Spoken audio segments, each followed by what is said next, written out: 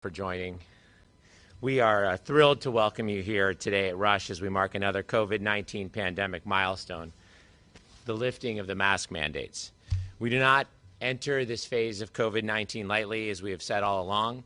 It's essential that we follow science, and science now tells us that we can ease our use of masks where appropriate. I want to thank Governor Pritzker and a special thanks to Dr. Ngozi Ezike for your leadership throughout the pandemic.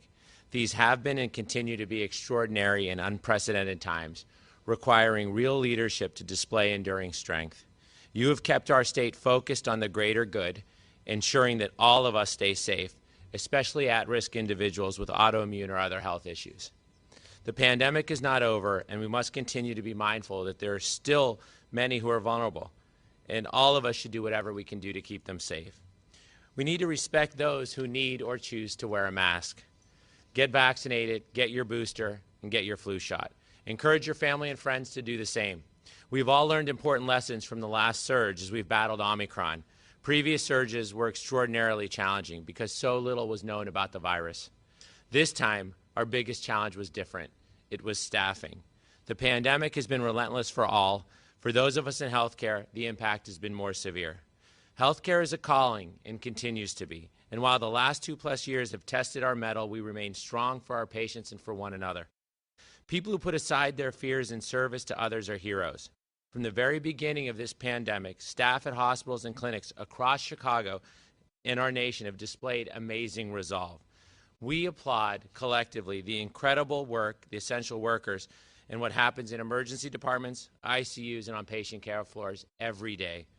We also know that our heroes occupy positions across all hospitals and clinics.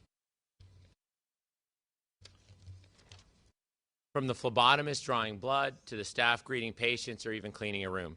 Each set aside personal concerns to assure our patients receive the care that they need. They work in surgical suites and care for non-COVID patients who need life-saving procedures. They prepare the medications patients need. They ensure that the latest tools and technology are delivered with undeniable quality and safety. They speed the recovery process with meals that foster healing, and they are truly everywhere in healthcare. We are deeply proud that Rush is where this milestone is marked, but I can say with certainty that these acts of heroism have taken place at every hospital in Chicago, Illinois, and our entire country. Today, we extend a deep and sincere thanks to all here at Rush, healthcare workers across Chicago and Illinois, for their extraordinary commitment. Now it is my great honor to introduce Illinois Governor, the Honorable J.B. Pritzker.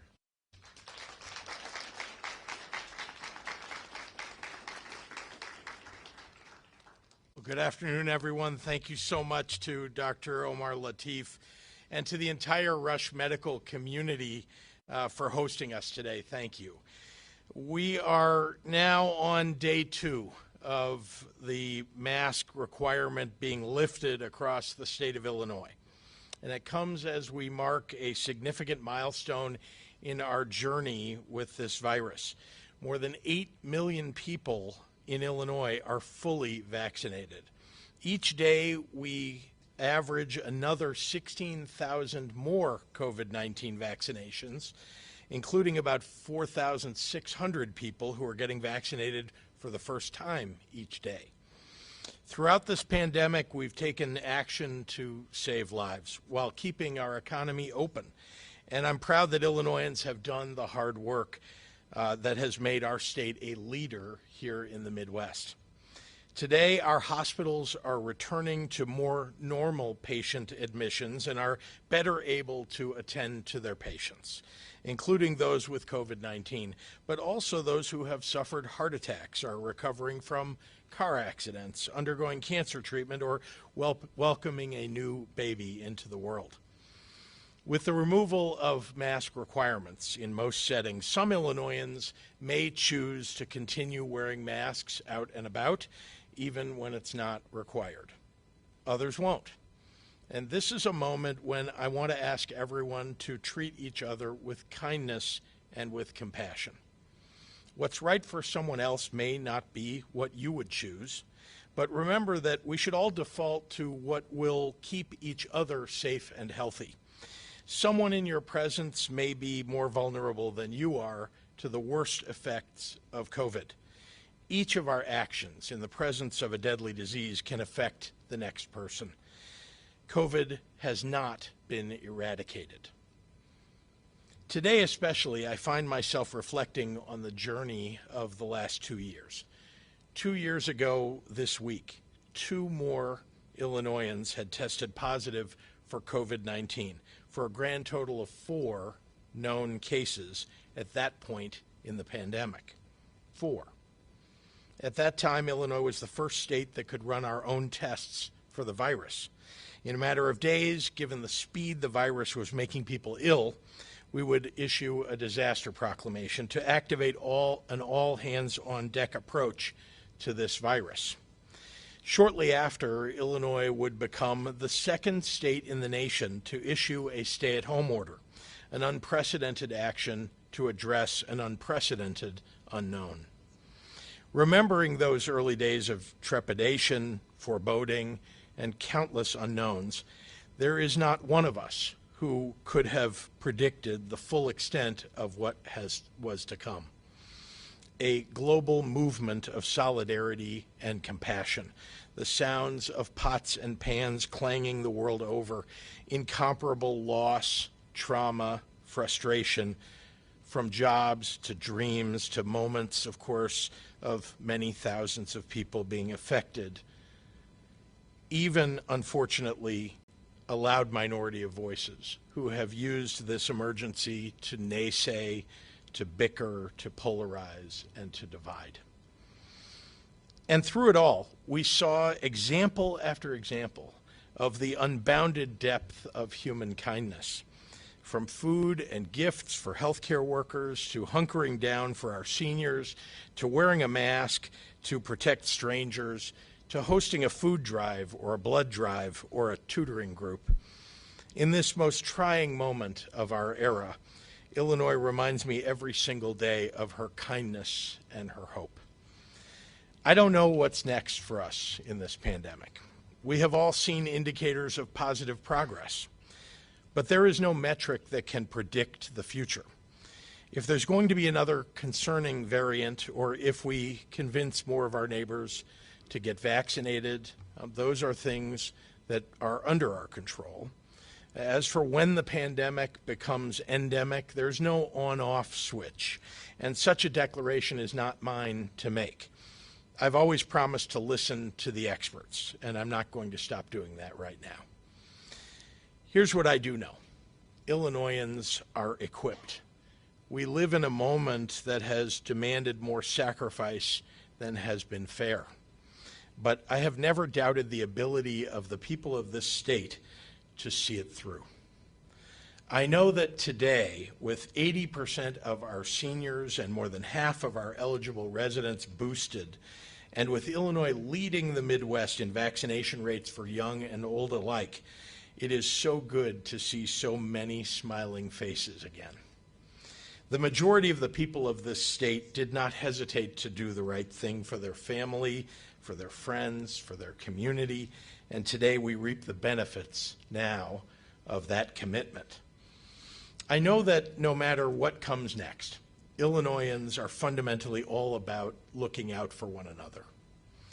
Nowhere is that spirit more evident than in the Illinois medical community. In addition to Dr. Lateef, I am joined today by Julie Pride, the administrator of the Champaign Public Health Department, A.J. Wilhelmi, the president and CEO of the Illinois Health and Hospital Association, and of course our own Illinois Department of Public Health Director, Dr. Ngozi Ezike. From the halls of our hospitals to health clinics to local health departments, these individuals have had no respite from the unrelenting agony of the most brutal parts of this global pandemic. For 2 years, they have battled an invisible enemy with the weight of the world on their shoulders, followed by the burden of saving people who don't believe sometimes that they need to be saved. These people are warriors. There is no other word for it. They give and they give and they give when so many have needed them.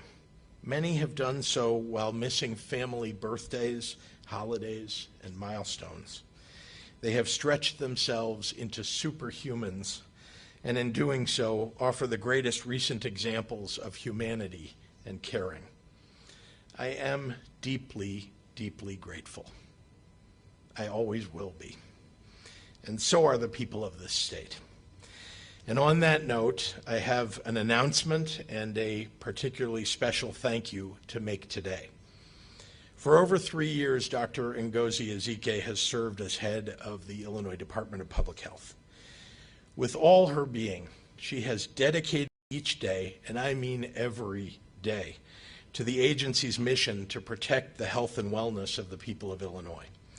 For much of the last 2 years, she's dedicated every night, too. Even with this unprecedented internal workload, Dr. Ezike prioritized joining me at more than 160 COVID press conferences, make that 161, providing not only the latest expertise and data, but also her empathy and her compassion, becoming a beacon of stability for millions during a time of tremendous uncertainty. And she's been doing so both in English and in Spanish.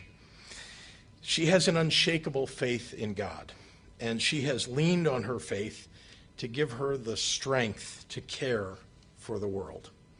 I have watched Dr. Ezike mourn the loss of every one of the more than 32,000 Illinoisans who have died from COVID-19. This pandemic is a collective trauma that has, for many, numbed their ability to comprehend death on a massive scale. Not Dr. Ezike. No number of sleepless nights and endless days could wear her down her commitment to think first and foremost of Illinois' most vulnerable. I ran for office. She did not. But throughout the crisis, she has stood beside me every step of the way. I am not putting it lightly when I say that she has had one of the hardest jobs in the world.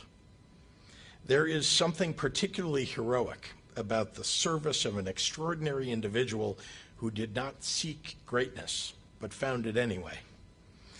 Dr. Ezike's last day leading our Department of Public Health will be March 14th. It is a change that I'm loath to accept. But perhaps she can finally get a good night's sleep and precious time with her husband and her 4 kids, and boy, it is well deserved. I have utmost faith that Dr. Ezike's next journey will also bring more good to the world, as has been the hallmark of every step of her career.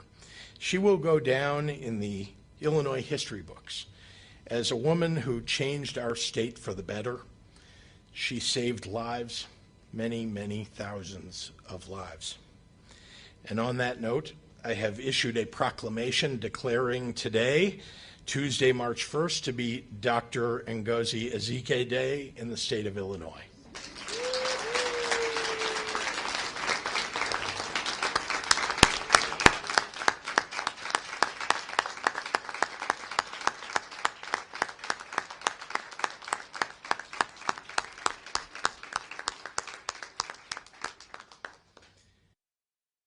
I ask all of our residents to take a moment today or any day in the future to thank her for her unprecedented public service in the face of a global COVID-19 pandemic. Dr. Ezike has big shoes to fill. She leaves behind these big shoes, and I'm pleased to announce that one of her top deputies, Amal Tokars, who has joined us at COVID-19 updates in the past, will be leading IDPH in the interim as we look for a permanent successor. Amal Tokars has been an instrumental senior member of Dr. Ezike's leadership team, and the people of Illinois will be lucky to have her watching out for them. And with that, I'd like to turn it over to a few medical professionals who wanted to take a moment to thank Dr. Ezike themselves. And we'll start with A.J. Wilhelmi, the president and CEO of the Illinois Health and Hospital Association. A.J.?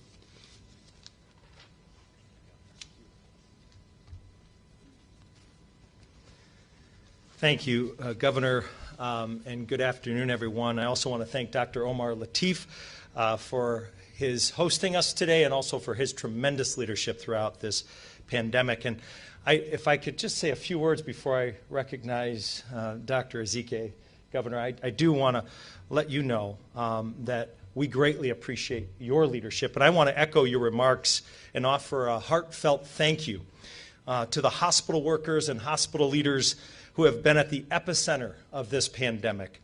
Through 5 surges of the virus under the most extreme circumstances, healthcare workers provided compassionate, quality care, saving literally thousands of lives in the process. And despite the many challenges, the hospital community has managed through the pandemic with hospital leaders relying on their communal knowledge and experience to avoid a breakdown in the state's healthcare system. Good leaders set the tone and allow experts to utilize their expertise and do their jobs in times of crisis. And Governor Pritzker did that throughout this pandemic. So, Governor, I want to personally thank you, and on behalf of the entire Illinois hospital community, I want to thank Dr. Ezike, I want to thank Deputy Governor Sol Flores and your entire team, all of whom were instrumental in allowing hospitals to provide their very best care to patients across the state of Illinois. And Governor, you and your team gave hospitals the flexibility to effectively adapt and respond to the public health emergency. You helped hospitals secure the scarce resources they required. It has truly been a strong and effective partnership. And now, even with this critical support and collaboration, the pandemic has taken a toll on all of us, including our healthcare facilities. Hospitals are one of the few entities in a community that are always open. Every hour of the day, every day of the year, when you need care, you go to your local hospital. And while we're all relieved to see COVID-19 hospitalization decline, as you said, Governor, we know hospitals will continue to be active as patients who deferred care during the pandemic return to the hospital to catch up on needed medical appointments and surgeries, and patients are certainly encouraged to do just that. So after 2 years of confronting challenge after challenge and enduring organizational stress and fatigue, hospitals are financially strained. But just as concerning, they're now dealing with workforce shortages that threaten their mission to provide accessible quality care to all Illinois residents. And IHA again wants to applaud Governor Pritzker for including a healthcare workforce initiative in his budget to help hospitals address staffing issues and provide relief to healthcare workers. Building on the cooperation demonstrated over the past 2 years, we look forward to continued collaboration in the coming weeks with the governor and his team and the legislature to begin to relieve the pressure the last 2 years have placed on the hospital community and those within that community who have given their all during this pandemic. Our continued partnership will be critical as we work together to recover from the stresses of the pandemic and to further strengthen our healthcare system as we look ahead to the endemic phase of COVID-19. And if you just give me one more minute, I do want to, at this time, recognize a colleague in Dr. Ngozi Ezike, someone who has shown tirelessly her passion and commitment to keeping Illinoisans safe. I personally witnessed Dr. Ezike's deep commitment to protecting the residents of Illinois from this deadly virus, and I know she put everything she had into her role. So Dr. Ezike, on behalf of the entire Illinois hospital community, thank you for your outstanding leadership under the most challenging circumstances, for your support of hospitals and healthcare workers across the state of Illinois, and for our strong partnership throughout this pandemic. On a personal note, it has been a real pleasure to get to know you and to have the opportunity to work closely with you for the past 2 years. And I wish you all the best going forward.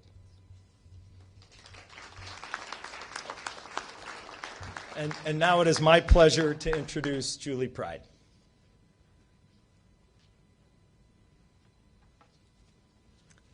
Hi, good afternoon. I want to first thank Governor Pritzker for the opportunity to be here today and for this welcome announcement on our path to safely restore Illinois and for always leading with science and sound public health. We all know that that has not been the case in other parts of this country. Of course, I want to thank Dr. Ezike for her amazing, consistent, steadfast leadership, innovative ideas, and her commitment to working closely with local health departments through this incredibly difficult time. Her leadership has been inspiring and so appreciated.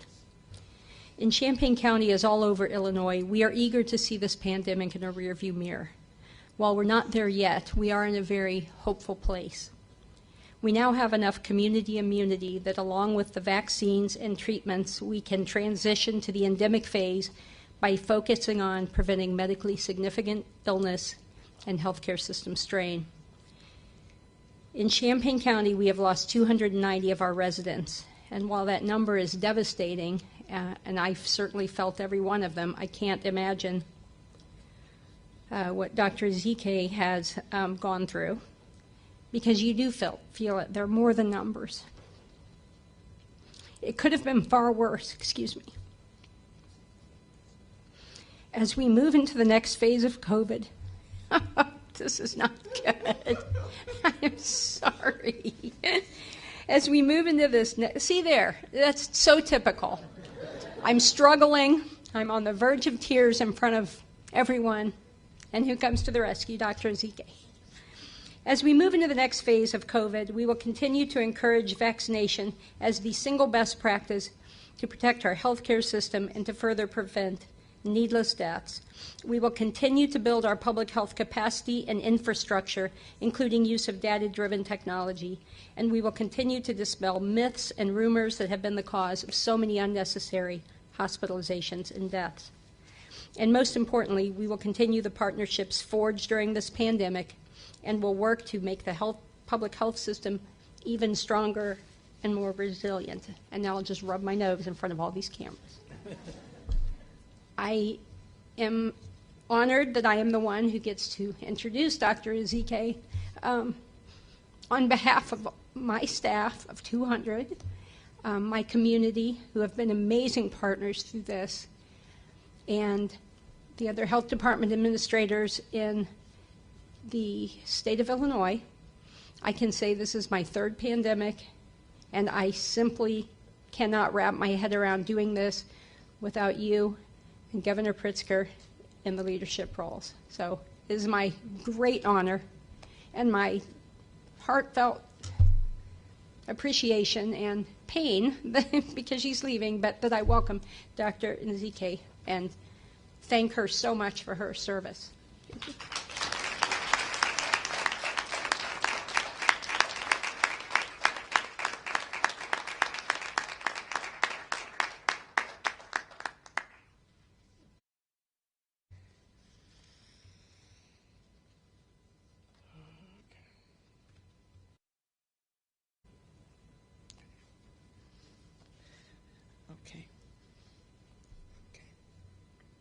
So again, as all of the speakers have mentioned, we have embarked on a new chapter in our COVID journey, and I just want to highlight that as the mask requirement has been lifted, it does not mean that it's not recommended. And as we think about our individual situations and who we may be coming around with, who we are living with, it may absolutely be the case that you are an individual either because of your own self-assessment, risk assessment, or because of those that you live with, that you will continue to wear a mask. And so I echo the pleas from Governor Pritzker, honorary MD, that we just be respectful of each other's choices. No one knows. You could be working side by side with someone who is undergoing chemotherapy unbeknownst to you. You could be working right by someone who goes home and takes care of a severely immunocompromised child or parent. We don't know what people are dealing with, and so let's respect each other's choices and equally respect those who have chosen not to wear a mask for whatever their situation is as well. It has been just an honor to be able to share these updates, share information, help create policy.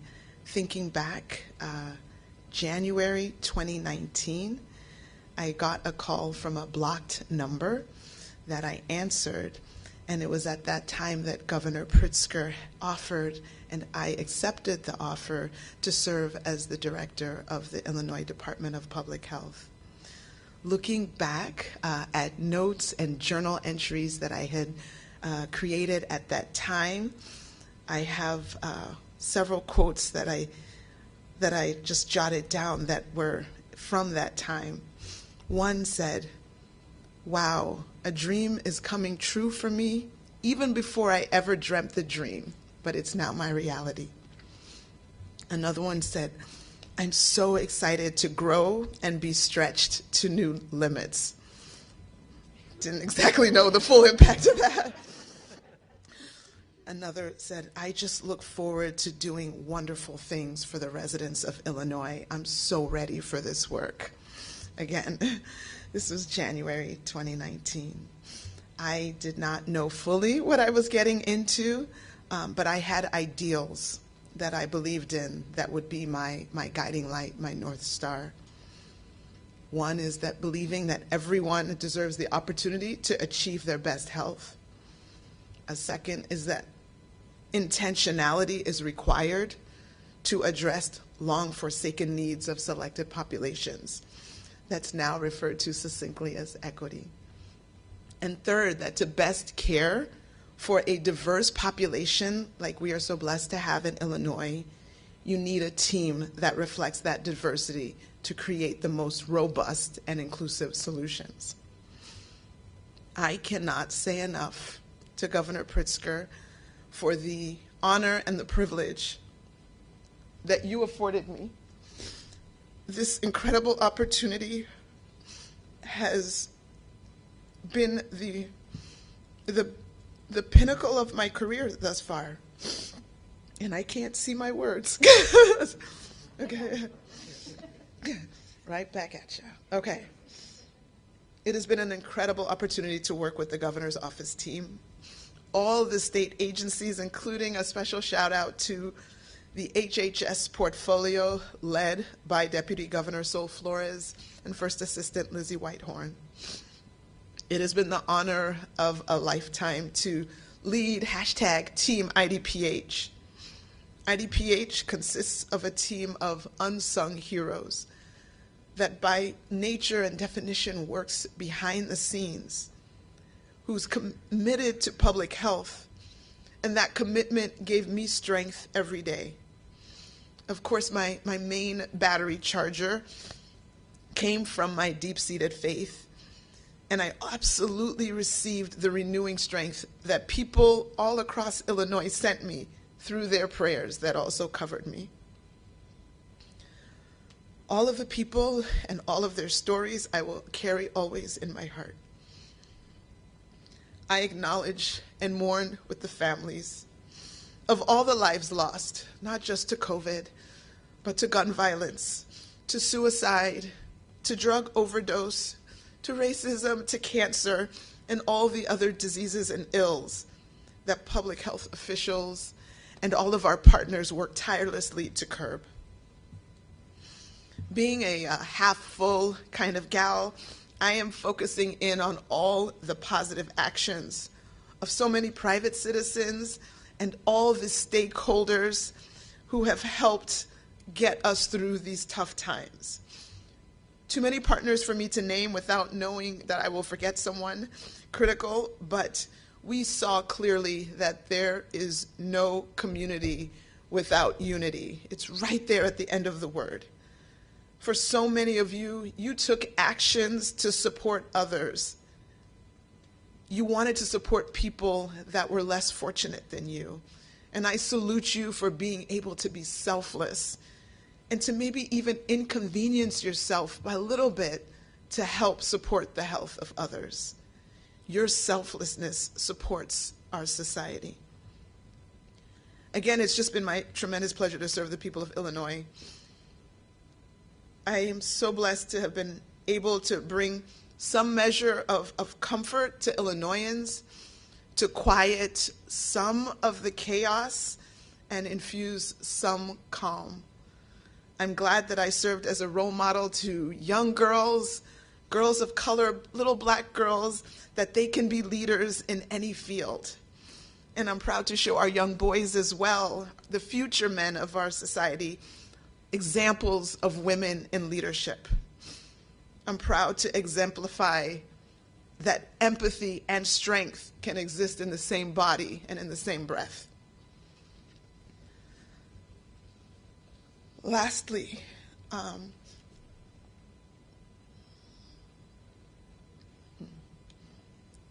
there is another group, a smaller group of people who also sacrificed a lot in order to allow me to serve Illinois. I'm sorry. Okay. Just a second. Okay.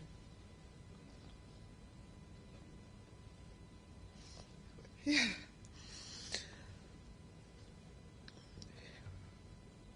Another group sacrificed a lot in order to allow me to serve.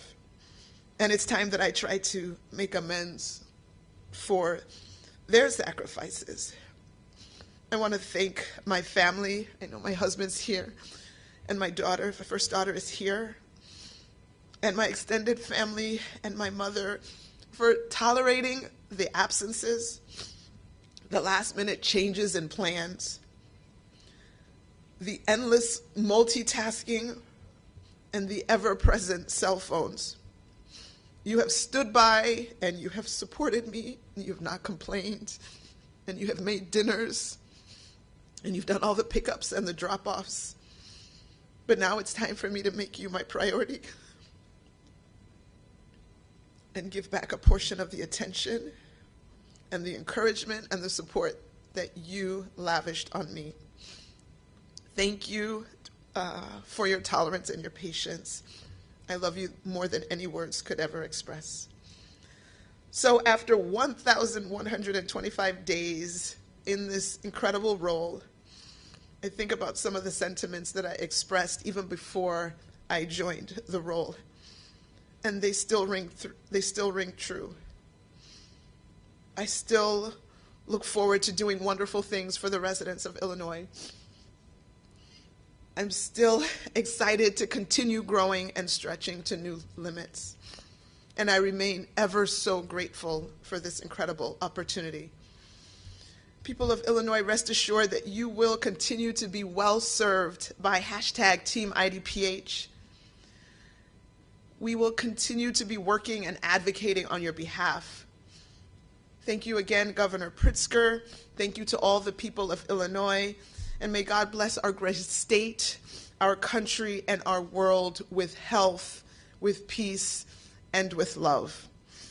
And I don't think I can leave without summarizing my notes in Spanish, so I'm going to do that.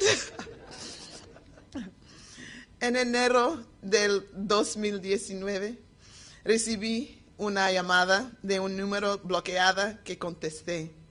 Fue cuando el gobernador Pritzker me ofreció y acepté la oferta de servir como directora del Departamento de Salud Pública de Illinois. Mirando hacia atrás en notas y entradas de diario, un sueño hecho realidad para mí incluso antes de haber soñado. El sueño es ahora mi realidad. Estoy muy agradecida por esta oportunidad. Estoy emocionada de crecer y llegar a nuevos límites. Espero hacer cosas maravillosas para los residentes de Illinois. Estoy lista para trabajar. No sabía completamente en lo que me estaba metiendo, pero tenía ideales en los que creía que serían muy luz de guía, creyendo de que todos merecen la oportunidad de lograr su mejor salud, que la intencionalidad es necesaria para atender las necesidades largamente olvidadas de las poblaciones seleccionadas, ahora referido sucintamente como equidad. Para atender mejor a una población diversa, se necesita un equipo que refleje esa diversidad para crear las soluciones más sólidas e inclusivas. No puede decir lo suficiente, gobernador Pritzker. Me siento muy honrada y privilegiada de que me haya dado esta oportunidad. Ha sido un viaje increíble. Es increíble trabajar con el equipo de la oficina del gobernador, con señora Sol Flores y Lizzie Whitehorn, con todas las agencias estatales.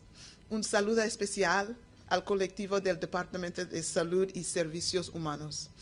Ha sido el honor de mi carrera profesional liderar el equipo IDPH. El IDPH está formado por un equipo de héroes anónimos cuyo compromiso con la salud pública me fortaleció todos los días. Por supuesto, mi cargador de batería principal provino de mi fe profunda y recibí absolutamente la fuerza renovadora que la gente de Illinois me envió a través de sus oraciones que también me cubrieron. Las personas y sus historias las llevaré siempre en mi corazón. Reconozco y lamento con sus familias todas las vidas perdidas por la violencia de las armas, el suicidio, las sobredosis de drogas, el racismo, el cáncer y el COVID y todas las demás enfermedades y males que trabajamos incansablemente para frenar. Soy de vaso medio lleno, así que me estoy enfocando en todas las acciones positivas de tantos ciudadanos privados y organizaciones interesadas para ayudar a otros en tiempos difíciles. Hay demasiados socios para nombrar sin olvidar a alguien crítico, pero vimos que no hay comunidad sin unidad. Para tantos de ustedes que tomaron medidas para apoyar a otros en una situación más precaria que la suya, los saludo. Su desinterés apoyo a toda la sociedad. Ha sido un placer servir a la gente de Illinois. Me siento bendecida por haber podido brindar algo de consuelo a los habitantes de Illinois para calmar parte del caos y infundir algo de calma. Me alegro de haber servido de modelo a las jóvenes, incluidas las de color, de que pueden ser líderes en cualquier área. Estoy orgullosa de mostrarles a nuestros jóvenes, a los futuros hombres, otro ejemplo de mujeres en el liderazgo. Estoy orgulloso de ser un ejemplo de empatía y fuerza en el mismo cuerpo y aliento. Por último, hay un grupo pequeño, pero muy importante,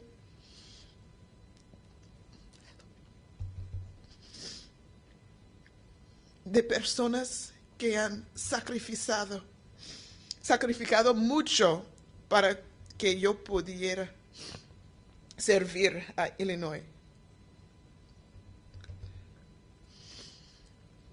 Y ya es hora de que intente compensar sus sacrificios.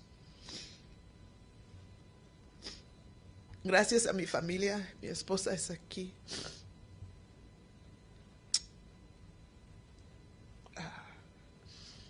Y mi madre, mi familia inmediatamente y extendida, por tolerar mis ausencias, los cambios de planes de última hora, las interminables multitareas y los siempre presentes teléfonos móviles.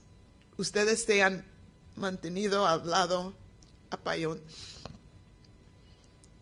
apoyándome y sin quejarse nunca. Pero ahora es el momento de prioridad y les devuelva una parte de la atención, el ánimo y el apoyo que me prodigaron. Gracias por su tolerancia y paciencia. Los amo más de lo que cualquier palabra podría expresar. Así, después de 1125 días, los sentimientos que expresé antes de mi primer día en el Departamento de Salud Pública de Illinois aún son ciertos. Estoy muy agradecida por esta oportunidad. Estoy emocionando de crecer y llegar a nuevos límites. Todavía espero hacer cosas maravillosas para los residentes de Illinois. Gente de Illinois, tengan la seguridad de que seguirán siendo bien atendidos con el equipo de IDPH, trabajando y abogando en su nombre. Gracias, gobernador Pritzker, y a la gente de Illinois. Y que Dios bendiga nuestro gran estado, nuestro país y nuestro mundo con salud, paz y amor. Mucho gusto por su apoyo.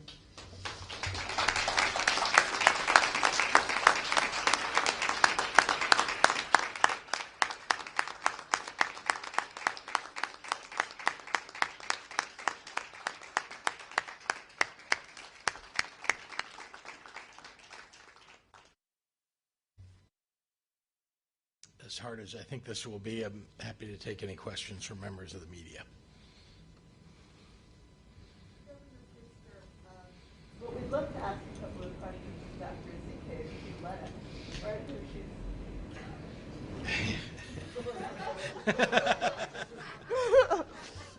All right, what you got? I've got one personal question and one in your role as still as IPPH director. First of all, congratulations on finally being able to get some sleep and some family time. You've obviously had a lot to deal with in your position over the last couple of years, including, unfortunately, threats and attacks on your person. What made this the right moment to leave, and is there already a next step for you? Yeah. No, I think there's a lull in COVID cases and hospitalizations. That's a great thing. I'm hoping that with all the vaccinations and the therapeutics that are available, that we will have, a quiet spring. Spring and the summer have typically been stable times. So this is my chance. So we are looking forward to hopefully a lull where we will keep things stable. We don't know what the future holds, but I think if there was going to be a more stable time where we could make this difficult transition, I hope that that's now. I have no announcements at all in terms of what the next steps are. The next steps are to finish out these next couple of weeks and try to effect a seamless transition, to be able to step away from the role, try to reconnect with self and family, and just catch a breather. Yeah. And one question just on, obviously, the still on COVID, with the changing guidance in terms of drafting mask mandates for early childhood settings. One question that I got from a colleague was, why is it okay for children under 5 to remove their masks if they're not yet eligible to be vaccinated?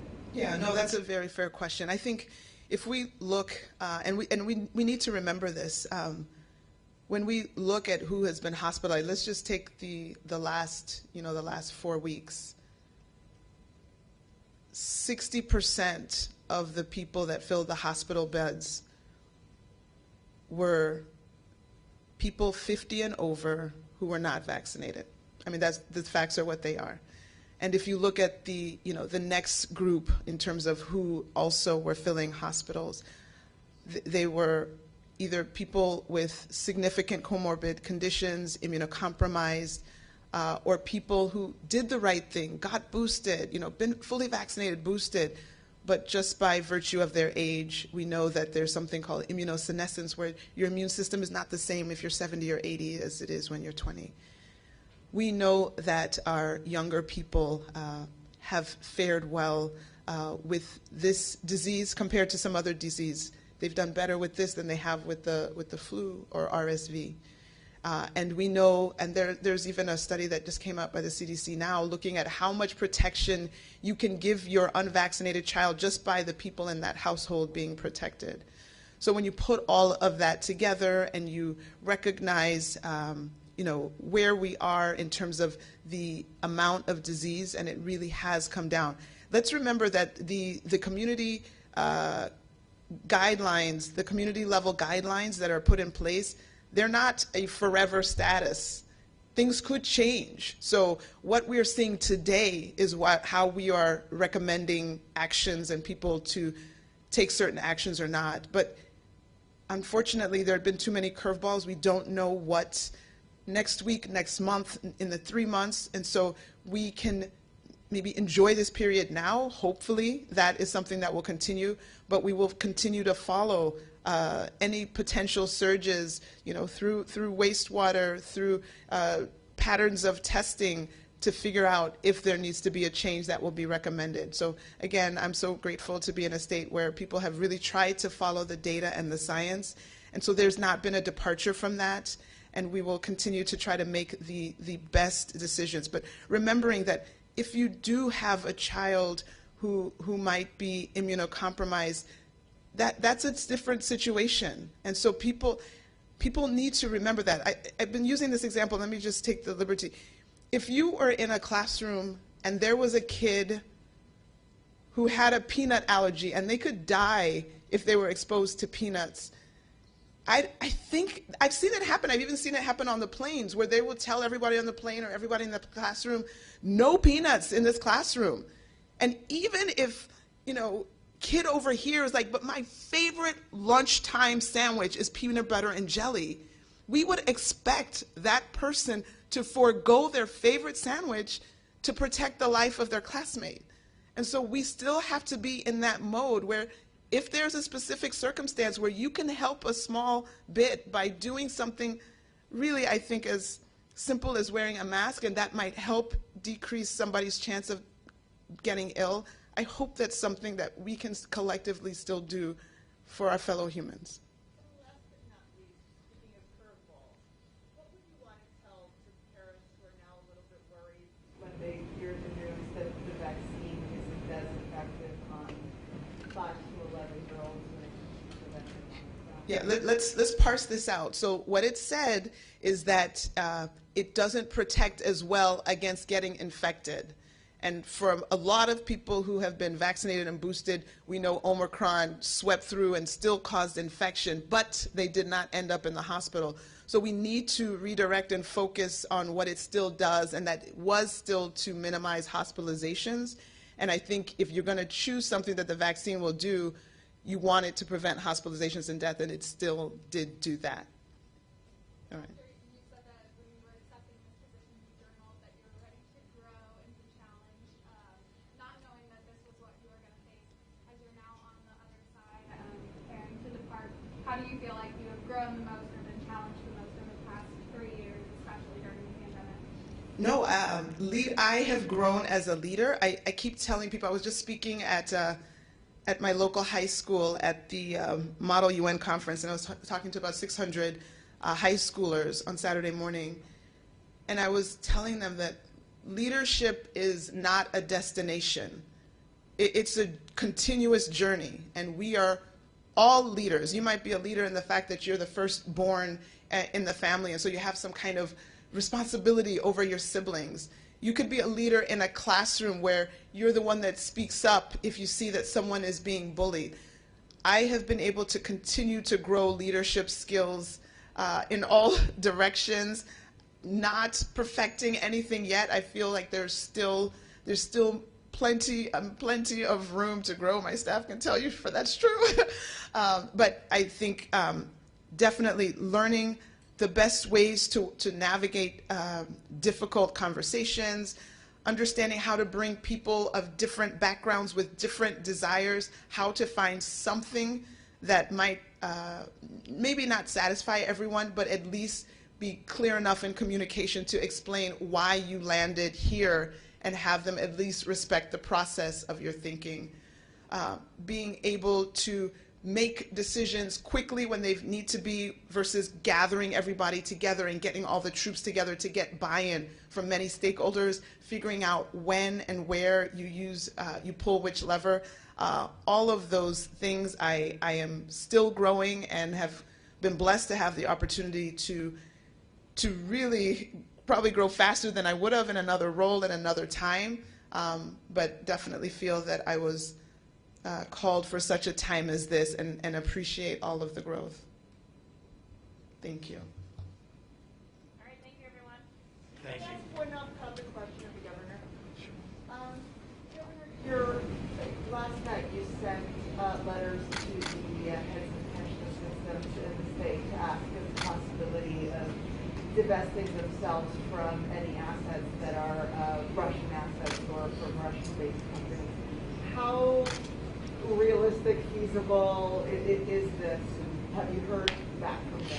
Have not yet heard back from the 5 pension systems, and that's why I asked them, as I did, to look into how they might accomplish that. It's not an easy task, and there are a variety of reasons why it's not an easy task, but it's an important task. And so divesting of Russian assets, Russian investments at this moment when Russia is a terrible aggressor, killing people seemingly endlessly across Ukraine, we need to take action, all of us, in any way that we can, and certainly the state of Illinois, if we have any investments, and I don't know that we do, but if we do, we should take that action.